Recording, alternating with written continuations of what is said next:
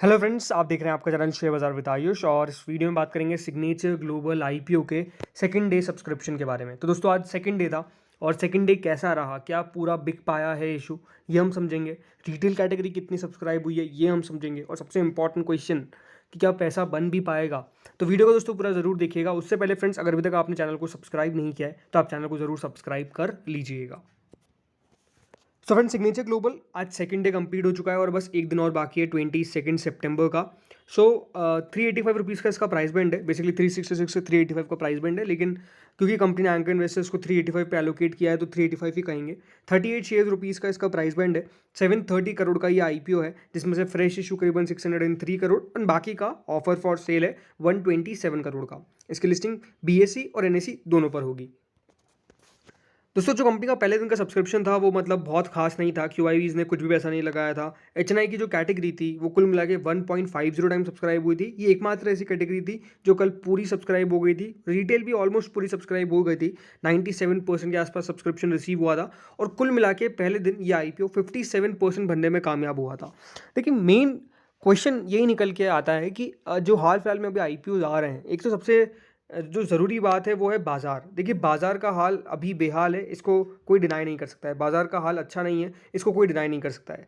क्यों बाज़ार का हाल अच्छा नहीं है? बिकॉज सबसे इंपॉर्टेंट फेड की तरफ से जो भी कमेंट्री निकल के आई थी कल, वो अपने आप में बहुत बियरिश थी, मतलब कुछ अच्छी नहीं थी। और जिस तरीके से बातें कही गई कि पॉसिबल रेट हाइक हो सकती है, सो जब ऐसी ऐसी चीज़ें कही जाएगी तो डेफिनेटली मान के चलिए कि गिरावट होने वाली है, और वो एग्जैक्टली हो भी गई। हमारे बाज़ार काफ़ी बढ़िया, हम कह सकते हैं, गिरावट हुई है। बाज़ार में काफ़ी अच्छी मुनाफा वसूली हुई है हाल फिलहाल के 2 दिनों के अंदर स्पेसिफिकली। बट अब क्या है कि यहाँ पर जो आईपीओ आ रहे हैं उनके अंदर आप पैसा लगाते मोस्टली क्यों है? ताकि आपका खुद का पैसा बने। लेकिन यहाँ पर पैसा कोई लगाना नहीं चाहता है कि कम उसको और पैसा देना पड़े। ये सबसे इंपॉर्टेंट बात है। अब देखिए, सिग्नेचर ग्लोबल को लेकर मैं सिंपल सादी एक बात कहूँगा आपको। सब्सक्रिप्शन पे बात करेंगे अभी। सिग्नेचर ग्लोबल को लेकर एक बात सिंपल ये है कि देखिए, कंपनी का बिजनेस काफ़ी बढ़िया तरीके से ग्रो किया है, इसको मैं डिनाई नहीं करूँगा। लेकिन ये बात इंपॉर्टेंट है कि क्या कंपनी अभी तक प्रॉफिटेबल हुई है? तो इसका आंसर नहीं है। क्यों नहीं हुई है? बिकॉज डेफिनेटली जो भी प्रॉब्लम्स है वो है। लेकिन जो ज़रूरी बात है कि क्या यहाँ से प्रॉफिटेबल हो सकती है, ये एग्जैक्टली किसी को नहीं पता कि कब जाके प्रॉफिटेबल होगी। लेकिन जो कंपनी बताती है, कंपनी ये बताती है कि उनके पास काफ़ी ज़्यादा ऑर्डर्स है पाइपलाइन में, या फिर बेसिकली कंपनी के पास काफ़ी सारा वर्क है। दूसरी बात, कंपनी ये बताती है कि यहाँ से आने वाले सालों के अंदर कंपनी काफ़ी बढ़िया तरीके से ग्रो करेगी। जिस पेस से अभी करंटली ग्रो कर रही है, उसी पेस से करंटली कंपनी आने वाले सालों के अंदर ग्रो करती रहेगी। और कंपनी कहती है कि अगले 2-3 सालों के अंदर तो आप जो कंपनी की ग्रोथ देखेंगे वो काफ़ी ज़्यादा बढ़िया देखेंगे। तो कंपनी की ओवरऑल अगर कमेंट्री आप समझेंगे, जब मैनेजमेंट का भी कोई भी इंटरव्यू होता है वो आप देख सकते हैं, तो वहाँ पर मैनेजमेंट यही कहता है कि हाँ, कंपनी आने वाले समय के अंदर बढ़िया तरीके से ग्रो करेगी, स्पेसिफिकली आने वाले नेक्स्ट से 2 से 3 साल। इसका मतलब साफ साफ यहाँ पर बात यही है कि जो कंपनी खुद कह रही है कि देखिए, जो आपका पैसा है वो बनेगा तो बनेगा कब? लॉन्ग टर्म के अंदर।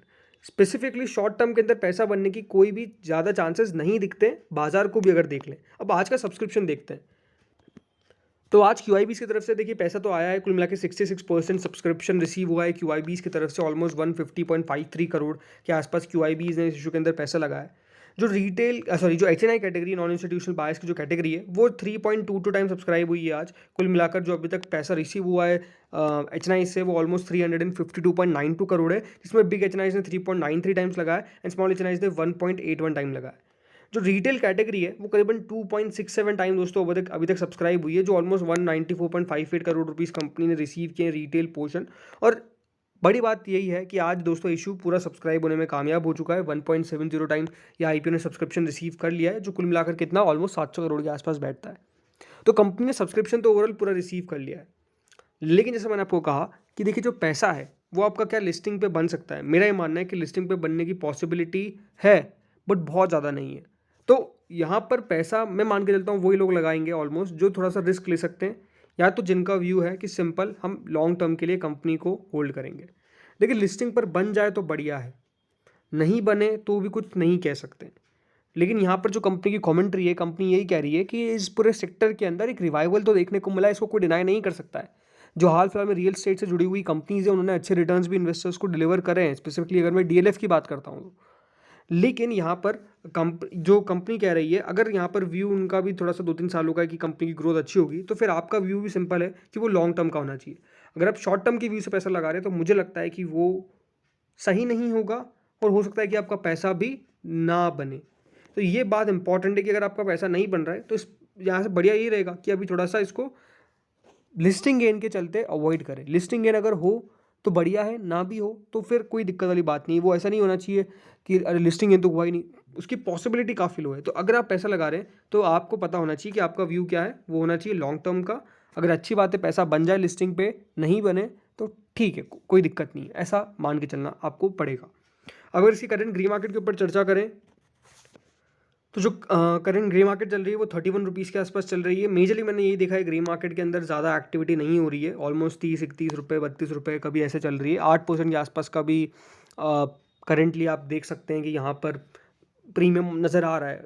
अगर सब्जेक्ट टू रेट्स भी देखेंगे तो वो कितना है, ओनली 900 रुपीज़ है रिटेल कैटेगरी में और बाकी 12,600 है अगर आप एच&आई कैटेगरी में लगाते हैं। तो बात सिंपल है ना कि पैसा बनने की पॉसिबिलिटी बहुत हायर नहीं है और इसीलिए मुझे लगता है कि यहाँ पर लिस्टिंग गेन के चलते अगर आप पैसा लगा रहे हैं तो आप चाहे तो ना भी लगाएं। मतलब ये एक ऐसा आईपीओ है जिसको आप चाहे तो अवॉइड भी करें और आप अगर अप्लाई भी कर रहे हैं तो ठीक है, आपका व्यू क्या है वो आपको पता है। मैं मानना ये, अगर मुझसे पूछेंगे तो लिस्टिंग गेन के लिए तो बिल्कुल ये आईपीओ पैसा लगाने लायक नहीं लगता है। अगेन ये मेरा खुद का पर्सनल व्यू है, आपको आपका जो भी व्यू लेना है वो आप अपने फिनेंशियल एडवाइजर से ले सकते हैं। बट यहाँ पर अगर आप मुझसे पूछेंगे कि क्या आप लॉन्ग टर्म में पैसा बन सकता है, देखिए कंपनी की कमेंट्री बहुत स्ट्रांग लगी है। ऐसा नहीं है कि कंपनी की मैनेजमेंट का जो दिशा है वो कुछ अलग है, नहीं, कंपनी बिल्कुल साफ साफ कहती है कि हाँ इस पूरी इंडस्ट्री के अंदर उनको काफ़ी ग्रोथ दिखती है। एंड डेफिनेटली उसके कारण ही है कि यहाँ पर अगर कंपनी अपने आप को एक्सपांड करती रहेगी, मेरा हमेशा मानना है कि जो भी दोस्तों कंपनी एक्सपांशन के ऊपर फोकस करेगी वो ग्रोथ करेगी। तो ये है कि हाँ लॉन्ग टर्म में पैसा बन सकता है, शॉर्ट टर्म में कोई पॉसिबिलिटी नहीं लगती, यानी इन द सेंस ये है कि लिस्टिंग पे पॉसिबिलिटी नहीं लगती है। बाकी हाँ ये है कि बहुत सारे अभी आईपीओस खुले हुए हैं तो उनके अंदर पैसा बनाने का ज़्यादा मौका है। हाँ हो सकता है कि हाल फिलहाल में जो मेन बोर्ड आईपीओ निकल कर आ रहे हैं वो काफ़ी ज़्यादा ख़राब से है, ख़राब भी कहूँगा बिकॉज पैसा बन नहीं रहा है। पैसा नहीं बन रहा है तो फिर उसको अच्छा कैसे कह सकते हैं। ये है कि अब 2 लिस्टिंग होगी, समी होटल्स और जैगल प्रीपेड की, जिनको नहीं पता है अलॉटमेंट ऑलरेडी आउट हो चुका है और अब लिस्टिंग भी मुझे लगता है कि हो जाएगी जल्द। हो सकता है कि कल भी लिस्ट हो जाए, अभी तक अपडेट निकल के नहीं आया बट मोस्ट लाइकली। तो अगर वो लिस्ट हो जाते हैं तो आई थिंक देखना काफ़ी दिलचस्प होगा कि किस तरह की लिस्टिंग होती है, बिकॉज उन आईपीओस के अंदर, उन मेन बोर्ड आईपीओस के अंदर पैसा बहुत कम निकल के आया है। तो क्योंकि कम निकल के आया तो कल उन दोनों की लिस्टिंग किस तरह की होगी, उसके बाद बाजार ने बहुत बड़ी गिरावट दिखाई है। तो आई थिंक वो देखना भी बहुत दिलचस्प होगा और अगर कल हो जाता है तो सिग्नेचर ग्लोबल में जो लोग लगा रहे हैं उनको भी आइडिया मिल जाएगा और जो लोग नहीं लगा रहे हैं उनको भी आइडिया मिल जाएगा कि लगाना है या फिर नहीं लगाना है। जो भी देखिए अभी इस कन्फ्यूजन में है कि पैसा लगाए ना लगाए, आई थिंक अगर कल वो लिस्टिंग हो जाती है, क्योंकि अगर T+3 है तो T+3 में लिस्टिंग तो कल ही होनी चाहिए। तो मेरे हिसाब से कल देखना काफ़ी दिलचस्प होगा। होपफुली हमको कल लिस्ट होते हुए नजर आ जाए एंड डेफिनेटली यहाँ पर डिसीजन पता चल जाएगा कि क्या करना है। वैसे तो कभी आईपीओ को कंपेयर नहीं करना चाहिए एक दूसरे आईपीओ को, बट आई थिंक उन आईपीओ की भी ग्रे मार्केट कुछ खास नहीं थी और इस आईपीओ की भी ग्रे मार्केट कुछ खास नहीं है। बाकी एक और खुला हुआ है अभी आईपीओ साई सिल्क, उसके ऊपर भी वीडियो जल्द आएगा। इस वीडियो में इतना ही था। Thank you friends for watching this.